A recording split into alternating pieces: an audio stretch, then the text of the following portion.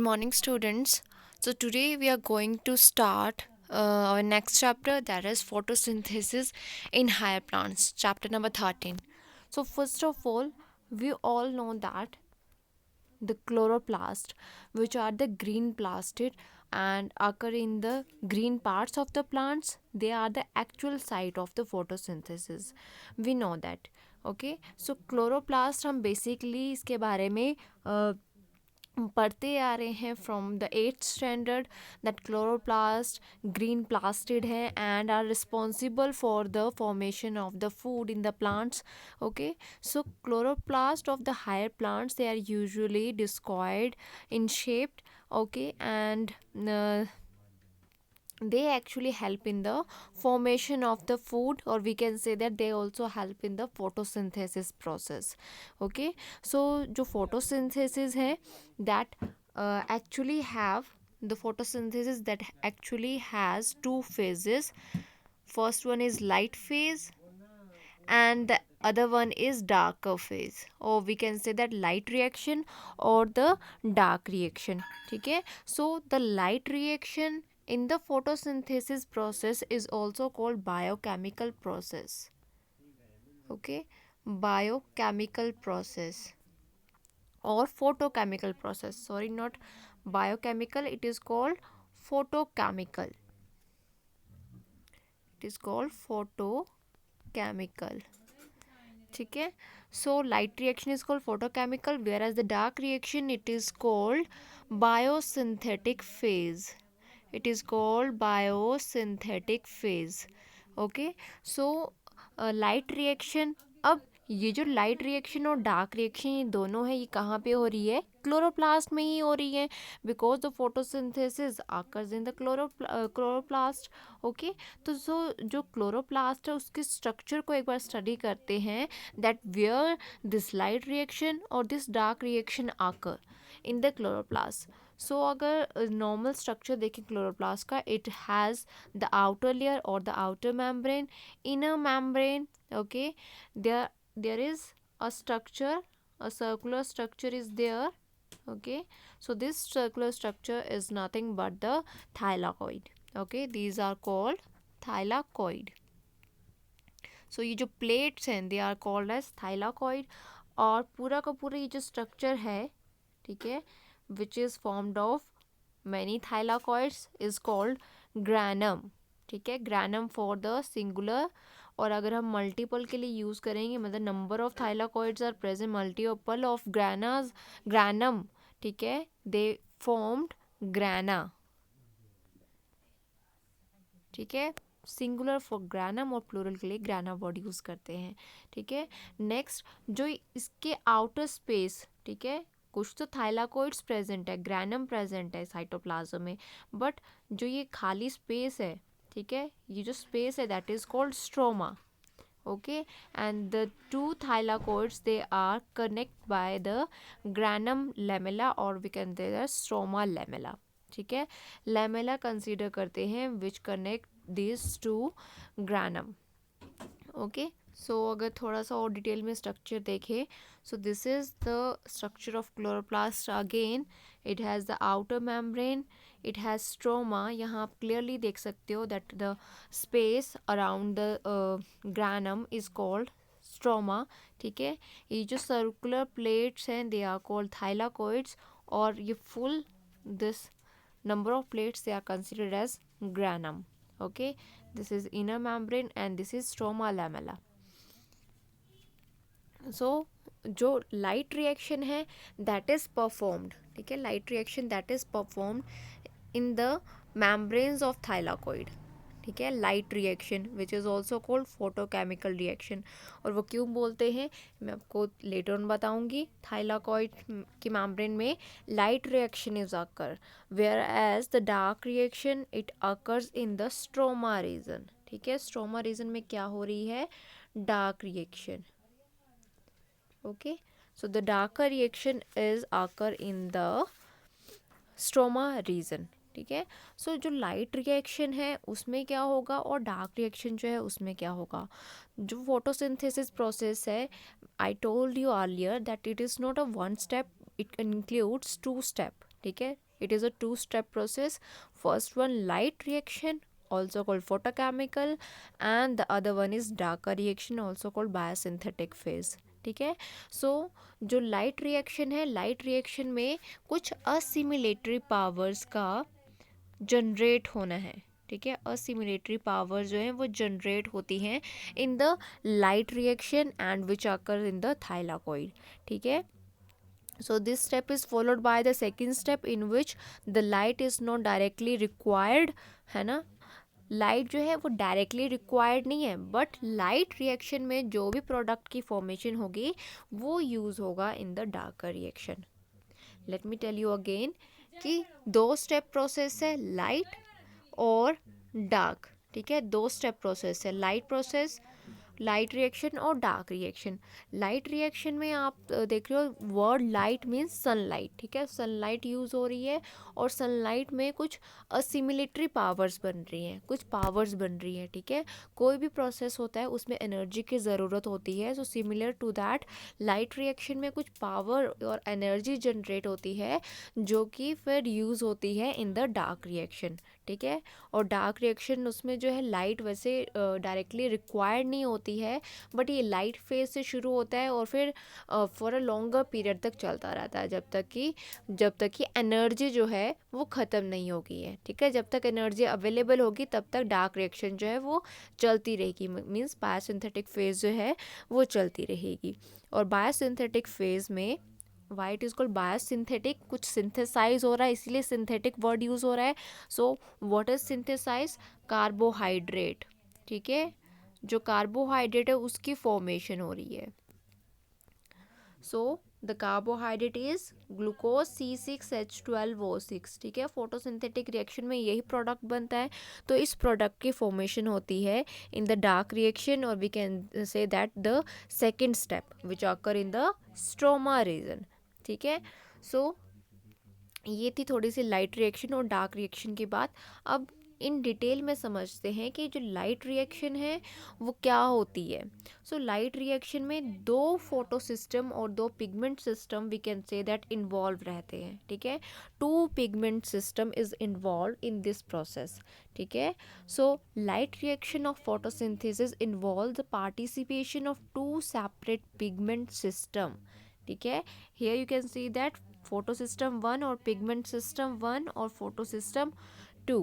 okay, and they are named for the order in which they were discovered. photo system 1 पहले discover हुआ इसीलिए 1, और photo system 2 उसके बाद डिस्कवर हुआ, that is why it is considered as the 2. ठीक है, so each photosystem has a light harvesting complex.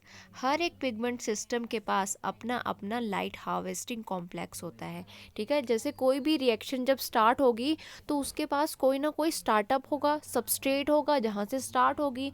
तो जो फोटो सिस्टम है उनके पास अपने अपने कुछ लाइट हार्वेस्टिंग कॉम्प्लेक्स होते हैं. ठीक है, और ये लाइट हार्वेस्टिंग कॉम्प्लेक्स जो है जहाँ से रिएक्शन स्टार्ट होगी. ठीक है, तो लाइट हार्वेस्टिंग कॉम्प्लेक्स है क्या? ठीक है, तो light harvesting complex it is composed of chlorophyll A, chlorophyll B, ठीक है, carotenoid and xanthophyll. Okay, carotenoid and xanthophyll. So इनमें इस तरह के पिगमेंट जो हैं वो प्रेजेंट होते हैं. कौन कौन से pigment? Chlorophyll A, chlorophyll B, carotenoid और ज़ैंथोफिल टाइप के पिगमेंट्स जो हैं इन लाइट हार्वेस्टिंग कॉम्प्लेक्स के पास प्रेजेंट होते हैं. ठीक है, अगेन LHC के बारे में हम पढ़ रहे हैं और इसके पास नंबर ऑफ पिगमेंट्स प्रेजेंट है. सो इस LHC के पास एक रिएक्शन सेंटर होता है. ठीक है, एक रिएक्शन सेंटर होता है which is also called core complex that consist of chlorophyll molecule. ठीक है, क्लोरोफिल मॉलिक्यूल जो है इस रिएक्शन सेंटर के पास प्रेजेंट है. It is also called core complex. ठीक है, और इसके सराउंडिंग में बहुत सारे अदर पिगमेंट्स प्रेजेंट हैं.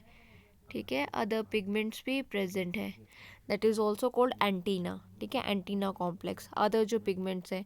अब बात ये है कि यहाँ पे मेन क्लोरोफिल है. ठीक है, और जो क्लोरोफिल है उसको चीफ पिगमेंट बोलते हैं. The chlorophyll is considered as chief pigment. अब चीफ पिगमेंट क्यों बोलते हैं? क्योंकि मेन वर्क जो है वो हमेशा क्लोरोफिल का रहता है, ठीक है। क्लोरोफिल क्या करता है, कुछ इंटेंसिटी ऑफ लाइट और वेवलेंथ ऑफ लाइट एब्जॉर्ब करता है, ओके। जो सनलाइट है, जब वो लाइट जब इस फोटो सिस्टम के ऊपर पड़ती है, ठीक है, तो जो क्लोरोफिल होता है वो मेन फंक्शन करता है, मतलब maximum amount of energy absorb करता है, ठीक है। So that is why it is called chief pigment. और ये बाकी पिगमेंट जो है, क्या इनका काम नहीं है? नहीं, इनका काम भी है, they also work. How do they work? They actually absorb the amount of energy और सनलाइट, बट नॉट अकॉर्डिंग और not exactly as compare to the chlorophyll molecule, ठीक है। क्लोरोफिल मॉलिक्यूल की तरह नहीं एब्जॉर्ब करता है कि बहुत सारी इंटेंसिटी ऑफ लाइट एब्जॉर्ब करेगा। Some amount of energy, some amount of light energy is absorb by these other pigments, ठीक है। ये सारे एब्जॉर्ब करते हैं and they actually send to the core complex, और we can say that chief pigment, ठीक है, इसको सेंड करते हैं। सो अब इनका काम क्या है, कोर कॉम्प्लेक्स को सप्लाई करना, जो भी मैक्सिमम अमाउंट ऑफ एनर्जी है वो इसको सेंड करते हैं। तो ये जो है लाइट एनर्जी इसने ट्रैप कर ली, ठीक है, जो कि एक रिएक्शन सेंटर है, क्लोरोफिल है, ठीक है। तो अब अगला काम क्या होगा, अगला काम होगा एनर्जी की प्रोडक्शन करना, वो आपको लेटर में बताऊंगी। तो उससे पहले मैं आपको बता दूं कि जो लाइट हार्वेस्टिंग कॉम्प्लेक्स है फॉर फोटो सिस्टम वन, ठीक है, फोटो सिस्टम वन की अगर मैं बात करूं, दे एक्चुअली कंसिस्ट ऑफ, और actually they absorb the amount of light और wavelength of light around 700 nanometre, ठीक है। तो 700 नैनोमीटर की रेंज वाली जो वेवलेंथ और लाइट होगी उसको एब्जॉर्ब करते हैं, ठीक है। PS1 सिस्टम की बात कर रही हूँ। और जो PS2 है, फोटो सिस्टम 2 है, वो कितनी इंटेंसिटी की लाइट को एब्जॉर्ब करते हैं, 680 नैनोमीटर, ठीक है, 680 नैनोमीटर। दो अलग अलग तरह के फोटो सिस्टम बताए थे, फोटो सिस्टम 1 और 2, और उन दोनों में लाइट हार्वेस्टिंग कॉम्प्लेक्स होते हैं। तो ये डिफरेंट टाइप के होते हैं। एक जो फोटो सिस्टम 1 है वो 700 नैनोमीटर की वेवलेंथ को एब्जॉर्ब करेगा, और दूसरा वाला जो है वो एब्जॉर्ब करेगा 680 नैनोमीटर वाली वेवलेंथ को, ओके। अब नेक्स्ट आ जाता है कि कैसे ये लाइट हार्वेस्टिंग कॉम्प्लेक्स या जो भी फोटो सिस्टम 1 और 2 है, पिगमेंट सिस्टम है, they actually producing the energy, because our end product is energy. हमें क्या चाहिए, एनर्जी चाहिए, और फटाफट से हमें ये प्रोसेस याद करना है कि कैसे ये फोटो सिस्टम 1 और 2 हेल्प करेंगे प्लांट को टू प्रोड्यूस द एनर्जी, ठीक है, which is use up in the dark reaction, okay. So सबसे पहले यहाँ आप देख रहे हैं लाइट सोर्स है, and then there is LHC for PS2 system. हमेशा याद रखना है कि PS2 सिस्टम और फोटो सिस्टम 2 सिस्टम जो है वो हमेशा स्टार्ट करता है, ठीक है।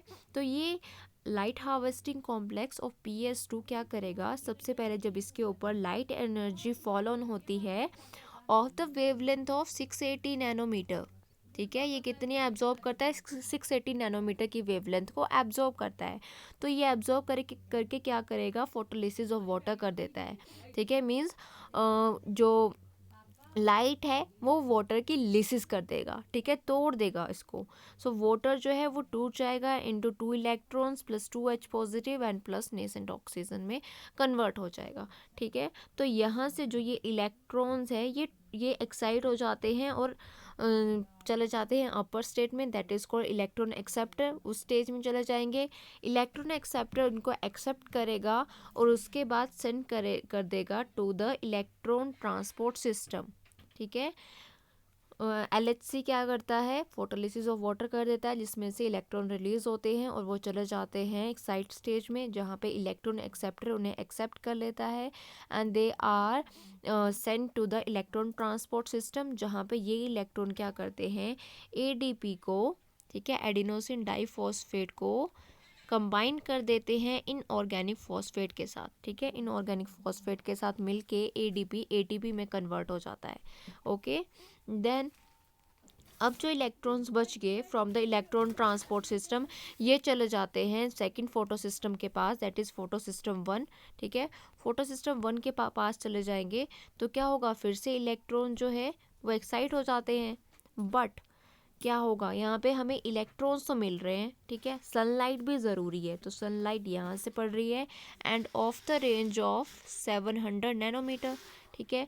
ये चली जाती है ऊपर, फिर से एक्साइट हो जाते हैं, एक्सेप्ट करते हैं इलेक्ट्रॉन्स को और फॉर्मेशन कर देते हैं NADP पॉजिटिव से NADPH की, ठीक है। सो PS1 में क्या था, लाइट पड़ी और उसने इलेक्ट्रॉन्स पहले रिलीज किए, ठीक है, by the photolysis of water. तब ये इलेक्ट्रॉन्स आगे गए और उन्होंने ATP की फॉर्मेशन की, ठीक है। अब फिर से यहाँ इलेक्ट्रॉन्स, यहाँ पे फोटोलिसिस नहीं हो रही है, यहाँ पे इलेक्ट्रॉन्स इसको अवेलेबल है from ETS, electron transport system से।